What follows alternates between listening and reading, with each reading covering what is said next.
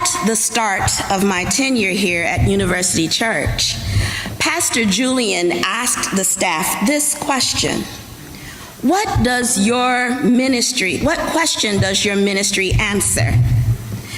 That question has been a driving force along my journey here in how I approach the text. Whose voice is asking the question that Jesus was mindful enough to answer? His mother, Mary. What could she have possibly asked at this ministerial moment while dying? And he answered. I posit that the question sounded like someone that we all are familiar with. Her name is Leslie McSpadden. Leslie McSpadden asked the question when her son Mike Brown was murdered: what I'm gonna do? I remember quite vividly watching the video of her crying out, what I'm gonna do? They murdered my boy. They wouldn't let me go to him. They wouldn't let me see him. What I'm gonna do? That question wailed from her belly and conjured a wave of events that soon followed. In one of the videos I replayed, I heard someone from the crowd answer her when she said, what I'm gonna do, the response was, live. I'll circle back to that in a moment, but first, we have to get back to Mary. Not to diminish Jesus' moment, but we need to hold in reverence that there were other people affected by such travesty, and their voices too remain silent by the editors. Now understand something, Mary was not a senior citizen. As a matter of fact, she was not much older than I am now, if not the same age. Women of antiquity had little agency, and the women under occupancy had less than that, and that was Mary. With all the laws against women and the rights to succession for women, Jesus made it clear from the cross that provision shall be made for his mama. Though Mary heard the relief of, dear woman, behold your son, it did not erase the pain she was experiencing. I wonder if Mary's question, would it have been recorded? Would people be more compassionate to grievers of other slain black and brown bodies?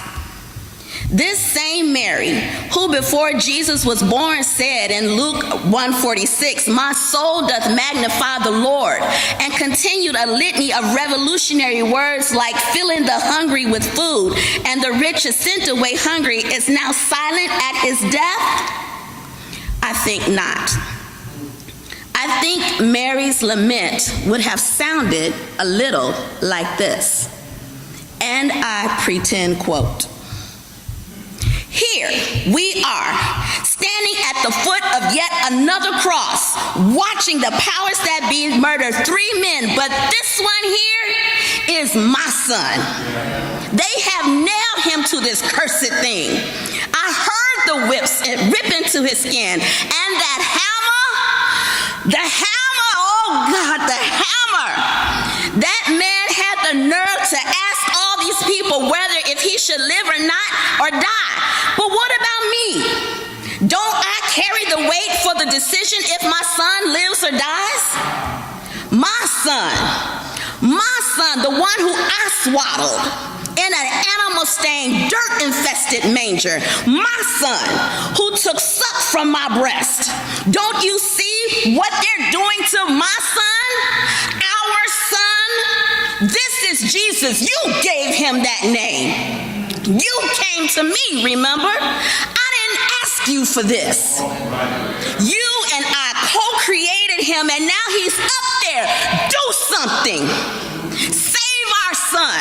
Save my son. What I'm gonna do? Then Jesus said, dear woman, behold your son.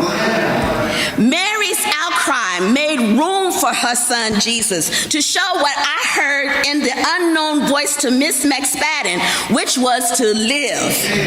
In a nutshell, this text speaks to the assurance that even in the darkest moments, the dimming light of the world had already made provisions for us to live. We have the divine power that gives us what we need. Because if the ravens are fed without care, we are assuredly more blessed and abundantly and have access to the things we need in order to help those who are lost and don't have a definition of hope. Here live. Live and know that things are provided beforehand, meaning that the plan has already been laid out and it's up to us to move in it. Live for a purpose in the earth that lifts up the voice of the negated and not center ourselves in pain. Rather, that our alliance will be the light in perilous times.